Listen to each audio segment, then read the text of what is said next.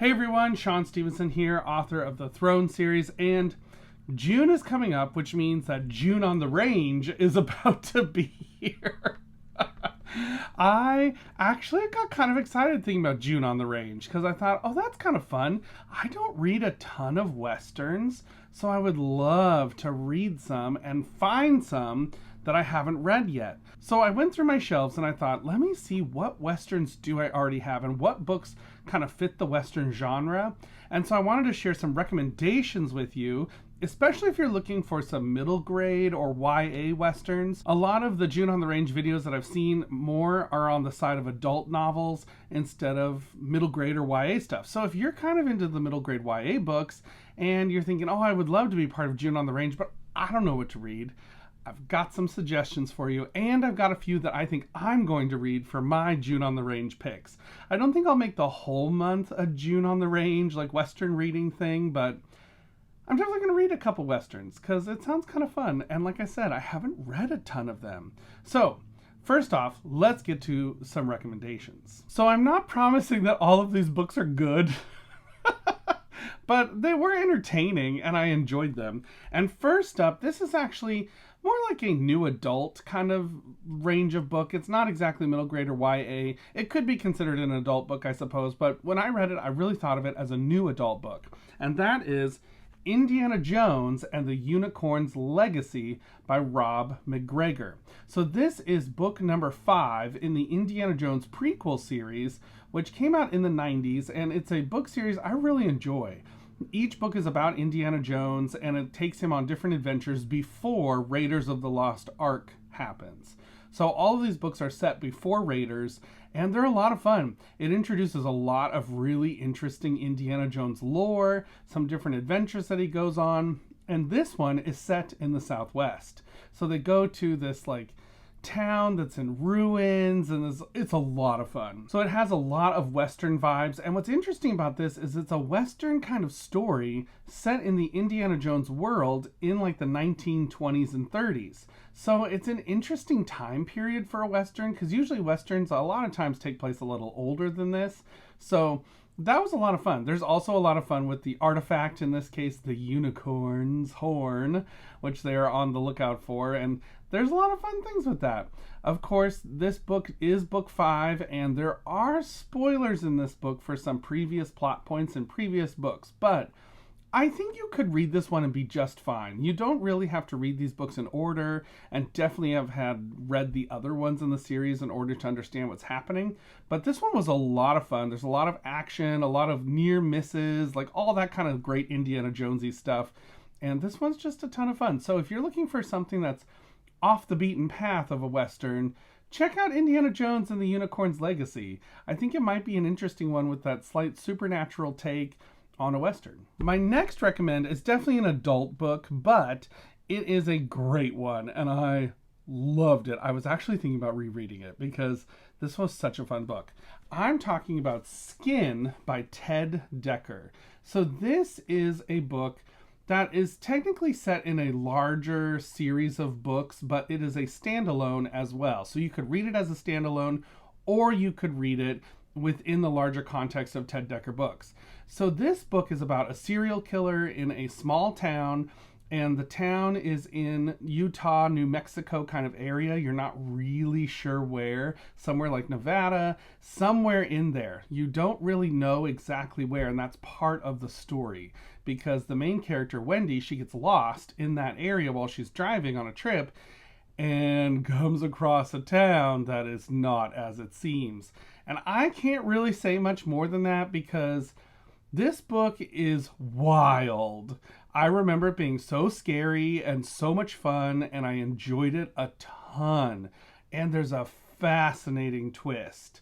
I think some people, when this book came out, this came out in the early 2000s.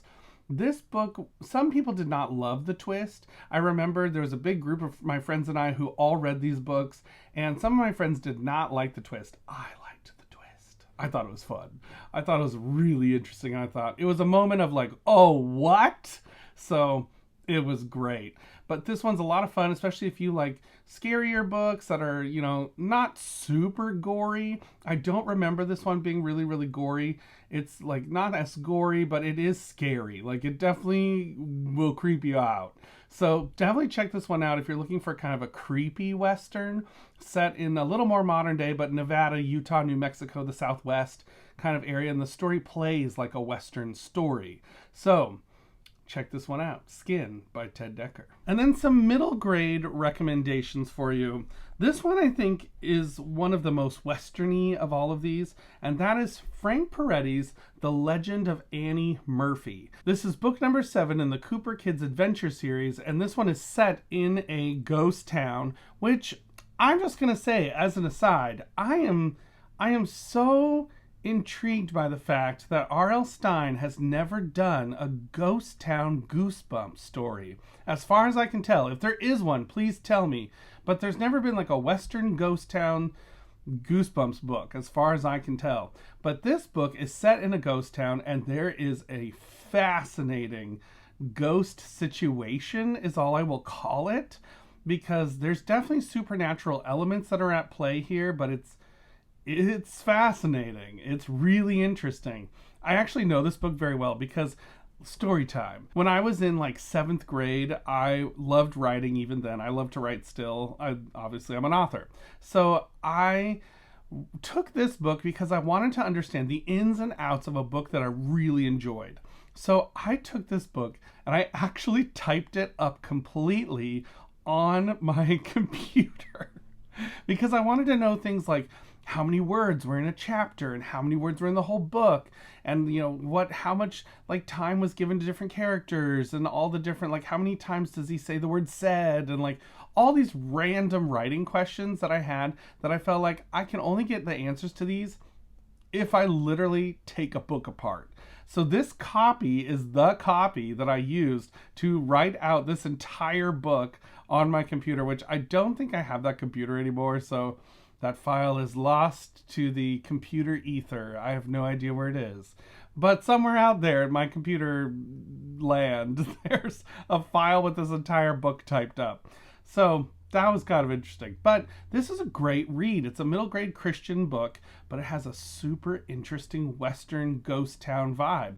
So definitely check this one out if you're looking for something for June on the Range that's a little spooky and a lot of fun. So now here's a couple of recommendations that are not necessarily like, ooh, these will be scratching the itch of June on the Range, but I thought I'd throw them in because they are technically a westerny story set in a ghost town.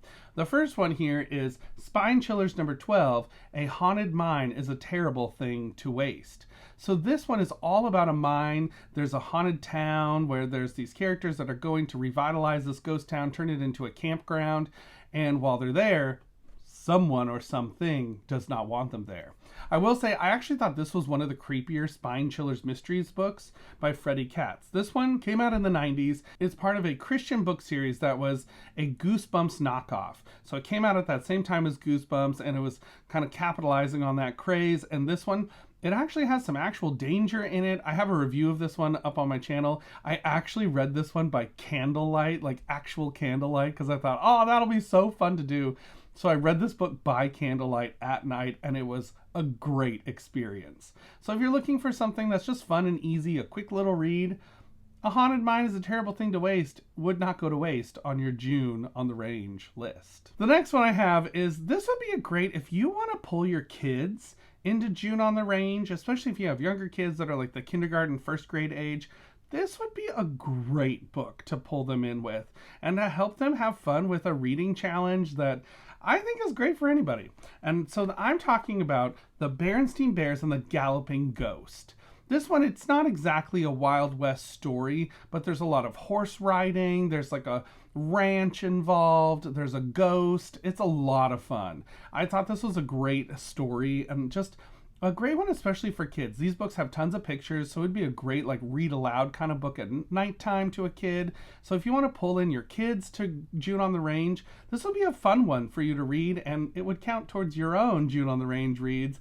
And if your kid wants to join the June on the Range challenge, here you go. The Berenstain Bears and the Galloping Ghost is definitely a winner. And then another, this was a fun ghost town story. I've got quite a few ghost town stories. I love ghost town stories. I think there's something so interesting about them. But this is another one. This one is under two different series titles.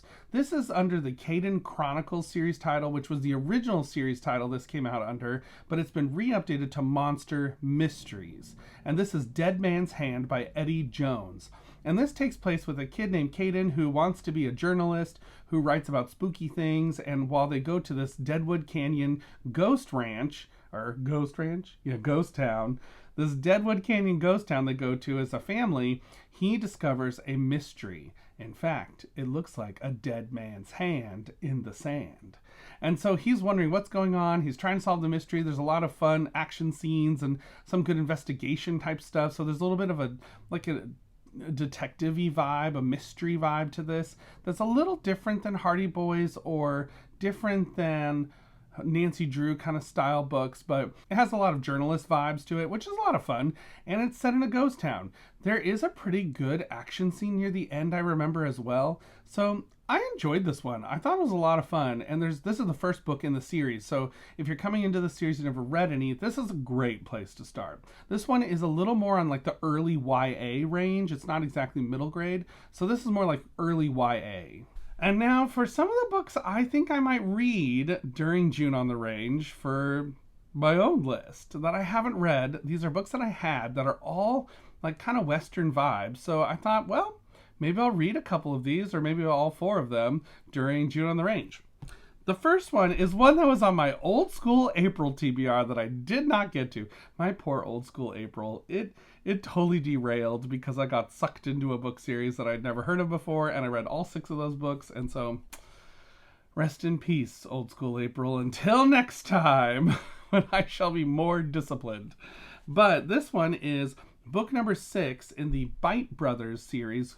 The Bite Brothers Go to a Getaway. This is a solve-it-yourself computer mystery, and this one is a Wild West one. You can see like there's the kind of outlaw train situation going on there.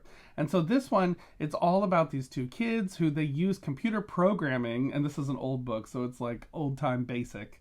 So they use computer programming to solve the mysteries, and in this book, you actually get the programs. You can type it into BASIC and actually run the program and see what happens, and it gives you clues.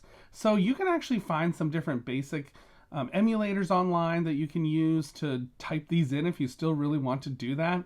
There's a lot of ways you could do it, and it's a lot of fun. So I'm excited to read this one finally because I wanted to get to it, and I've had this book since I was a kid. I think I got this at a library book sale. So here it is. I'm gonna do it during June on the Range. I am going to read this book. The next one is one that looks so interesting to me. This came out in the 80s, and this is Danny Orlis, The Case of the Talking Rocks. And this one is by Bernard Palmer. This is a Christian kind of Hardy Boys series, and this one is set in the Wild West, and so there's the characters that are solving a mystery. I don't know much more about it than that because I don't want to read the back. I don't want to know anything because sometimes some of these older books, you know, if they do have back matter, they give away so much stuff, and I do not want to read it. So I want to read the book and enjoy it. I don't want to read the back matter, if that makes sense. So I'm excited to read this one and see what happens. I love the cover art. I think the cover is so great. I love this font up here. I think it's so fun. So I'm excited to read this one and see what happens. The next one I have here, I might have to read a couple books up to this. This is a book series my wife used to read when she was a kid, and she got me like the whole set of these books, and that is book number 3 in the Accidental Detectives, The Phantom Outlaw at Wolf Creek. So this is book number 3. It's by Sigmund Bauer. It's a Christian mystery series, but I kind of want to read this one for the Western June on the Range because it's set in the West. They're kind of like at the Grand Canyon, and there's a lot of stuff going on mystery-wise, it sounds like. So again, I haven't read the back because I don't want to know more, but this one could be a lot of fun. I like that it's a phantom outlaw, so I'm curious what's going on there and like what's happening with that. So we'll see. And then the last one I have here, I read one of these books during last month. Old School April, that's when it was. Yeah, I read this during Old School April, and I loved it. And it was not the best book ever, but it definitely had this like cozy, nostalgic vibe. And I wanted to read another one, and I thought, oh, I think there's a westerny one of those, and this is Walt Disney's Annette Mystery at Medicine Wheel. So this one is a western. She goes to like a ranch, it looks like, and it has a mystery involved. The first one of these was really fun. I really enjoyed it. So I kind of want to read this one. These are such great like hard case old time books. I love this cover art that's on there. It's so great, just nostalgic and fun. So I really want to read Walt Disney's Annette Mystery at Medicine Wheel for June on the Range. I think it'll be a lot of fun. So those are my June on the Range picks. What books are you reading for June on the Range? Are you incorporating any of them into your reading schedule? I feel like June on the Range seems like some people go all in on the Western books, and some people just kind of sprinkle them in a little bit here and there into their TBR. So like I've always said, I don't really do firm TBRs because I don't always do them. Case in point, Old School April. But I did read some on my TBR, but not all of them. So we'll see how June on the Range goes. I have just 4. There's only 4 books there. So, and I think it's doable. I think it's super doable. So we'll find out. So until next time, y'all, keep reading. Bye.